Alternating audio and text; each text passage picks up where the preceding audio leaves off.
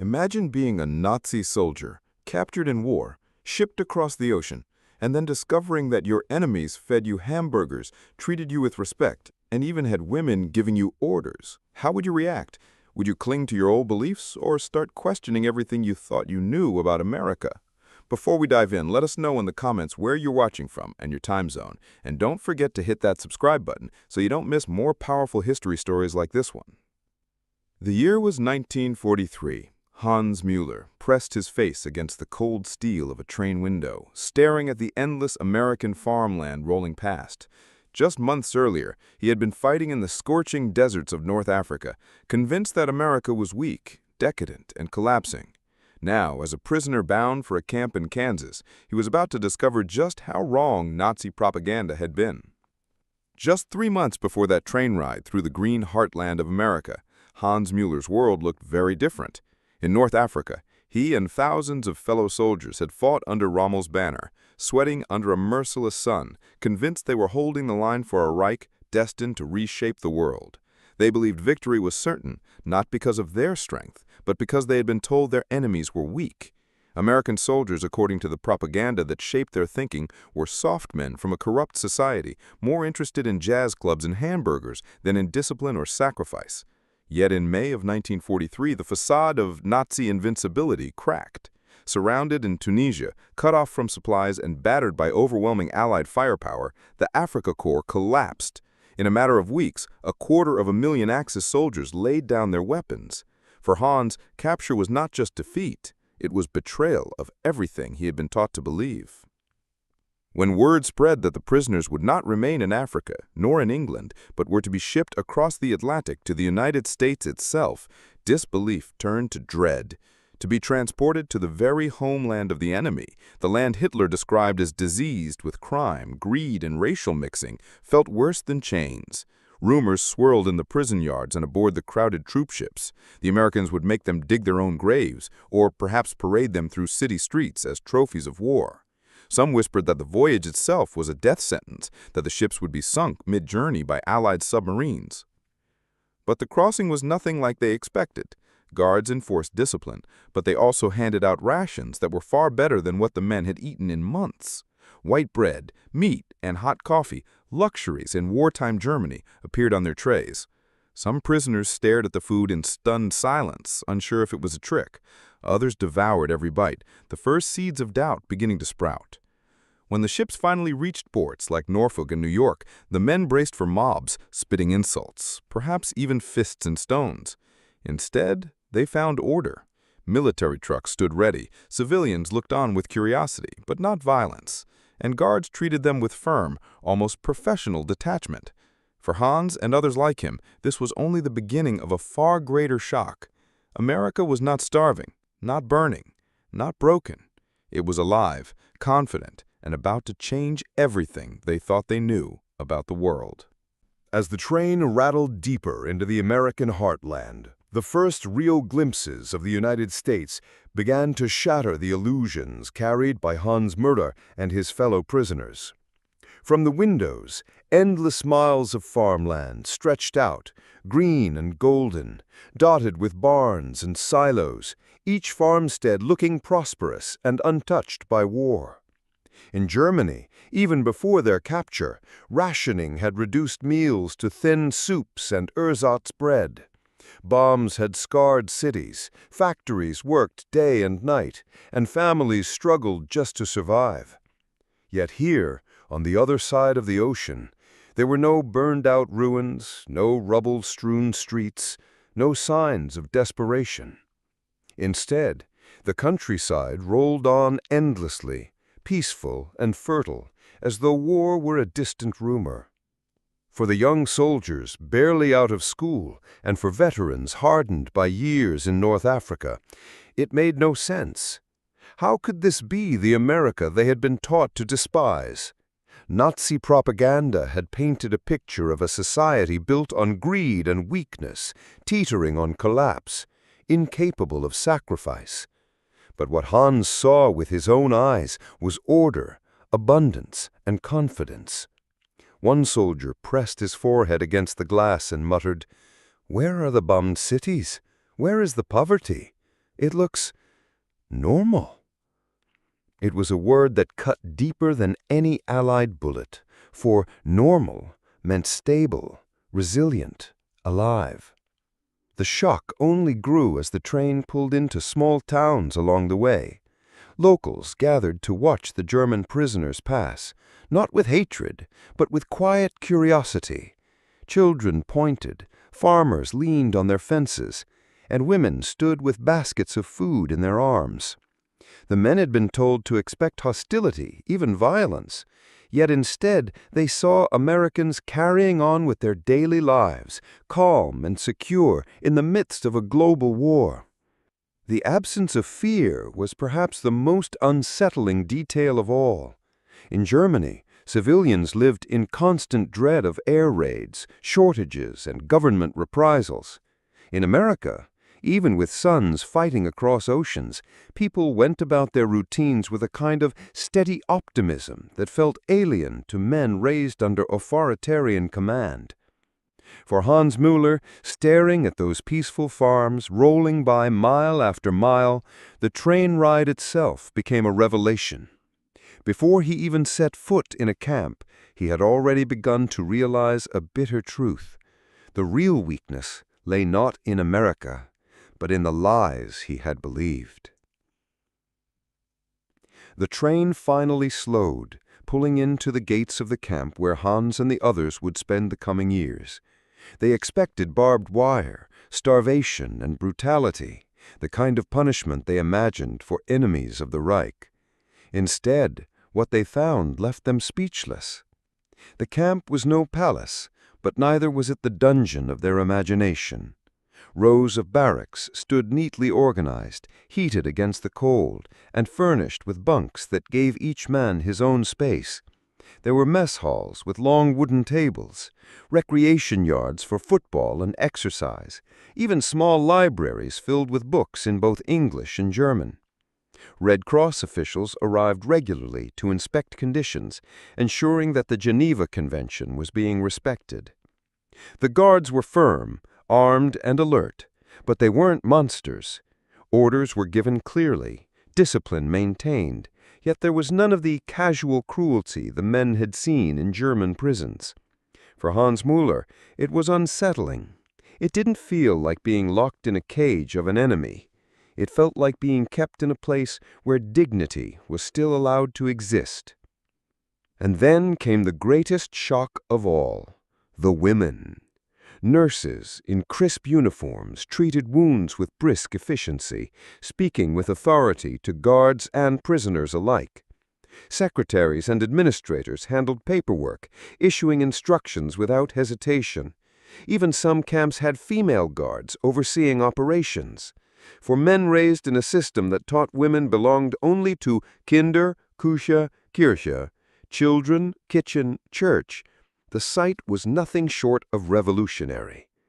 Hans watched as an American nurse leaned over a wounded prisoner, checking his bandages, and then turned to a U.S. officer to issue new medical orders. The officer simply nodded and carried them out. Such a scene in Germany would have been unimaginable. The women beyond the wire shocked them just as much. Local civilians who worked near the camps, farmers' wives who drove trucks, teachers who oversaw language classes, they carried themselves with confidence, engaging in work and public life that Nazi ideology had declared unthinkable. Prisoners whispered among themselves, struggling to reconcile what they saw with what they had been taught. If women could command respect here, what else had the Reich lied about? Life behind the wire was still captivity. The fences were high, the guards vigilant, and freedom a distant dream. Yet the reality of the camps chipped away at the prisoners' worldview day by day. It wasn't just the barracks or the orderliness. It was the fact that, even as enemies, they were treated with a level of respect they had never expected.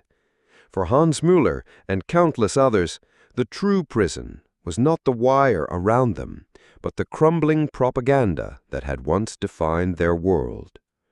For Hans Müller and his fellow prisoners, the most immediate shock of captivity wasn't the barbed wire or the guards. It was the food. From the very first meal served on American soil, every assumption they carried about their enemy began to unravel. Instead of watery soup and stale crusts of ersatz bread, the prisoners were handed steaming plates of meat, fresh vegetables, and warm loaves made from real wheat flour. Coffee, strong and rich, filled tin mugs, not the bitter acorn substitute that had become common back home. To men who had spent months surviving on thin rations in the deserts of North Africa, it was almost surreal. Then came the dish that would forever symbolize their captivity, the American hamburger. Simple, yes, but to German eyes, almost mythical. Ground beef, grilled to perfection, nestled between soft bread, sometimes with a slice of onion or tomato. To Americans, it was nothing more than everyday fare. To the prisoners, it was a revelation. One POW later recalled in his diary, "They gave us hamburgers as if it was nothing, as if enemies deserved the same food as their own sons. I could hardly believe it." Each bite was both delicious and disorienting because it contradicted everything they thought they knew. Meals weren't special occasions or staged for propaganda. They were consistent, day after day. Breakfast with eggs and cereal, lunch with meat and bread, dinner with vegetables, and even dessert on some nights. Compared to the meager supplies their families were struggling to stretch in Germany, the abundance bordered on obscene. How could a nation at war feed its prisoners better than Germany fed its own soldiers? The question haunted them with every tray they carried back to their tables. The shock wasn't just in quantity, but in quality. Real butter, fresh milk, ripe fruit, things they hadn't seen in years. Even officers among the prisoners, accustomed to better treatment, admitted that camp meals surpassed what many of them had eaten in their own homes. Around mess hall tables, conversations often turned from war to food, as men marveled at the bounty and struggled to make sense of it. For Hans, each meal was more than nourishment. It was proof that Nazi propaganda had been lying. America wasn't weak, decadent, or starving. If this nation could feed its enemies so well, how powerful must it be when feeding its own? The hamburgers were more than food. They were symbols, juicy, sizzling, undeniable symbols of a prosperity that Germany could no longer claim. When Hans Müller and the other prisoners were marched out of the camps to work details, they expected backbreaking punishment, labor designed to grind them down as enemies of the state. Instead, what they found was something entirely different. Under the Geneva Convention, enlisted men could be required to work, and in America, that work often meant filling the gaps left by farmhands and laborers who had gone off to fight. Soon, German soldiers who had once carried rifles were carrying shovels, plows, and baskets in the very fields that fed the country they had been sent to conquer. At first, many of them felt humiliated. How could warriors of the Reich be reduced to farmhands in the enemy's service? Yet the conditions they encountered did not match the punishments they feared. The wages were modest but real, the tasks demanding but fair, and the supervisors treated them with a professionalism that contrasted sharply with the brutality they had known in Germany's own labor camps. One farmer even brought out cold water for them during the sweltering days and thanked them for their effort, a gesture so small but so unthinkable that many prisoners carried the memory for the rest of their lives. For Hans, the most jarring realization was not the work itself, but who worked alongside him. American farmers labored in the fields with their employees, sweating under the same sun, carrying the same tools. Men who owned hundreds of acres treated their workers as equals in dignity, a sight unimaginable in the rigid class hierarchy of Germany. Supervisors spoke to them with respect, not derision, and in those interactions, the prisoners glimpsed a society less obsessed with rank and birthright, more focused on shared effort and practical results. The irony was impossible to ignore. The same men who had fought to destroy America were now helping harvest its crops, producing the abundance that had already astonished them in the camps. And with every day of honest work, something subtle shifted. They no longer felt like broken captives, but participants, however reluctantly, in the lifeblood of their enemy's land. It was a lesson they never expected to learn, that labor, when treated with fairness, could restore a sense of purpose, rather than strip it away. As the war ended and ships carried the German prisoners back across the Atlantic, Hans Müller and thousands like him returned to a homeland in ruins.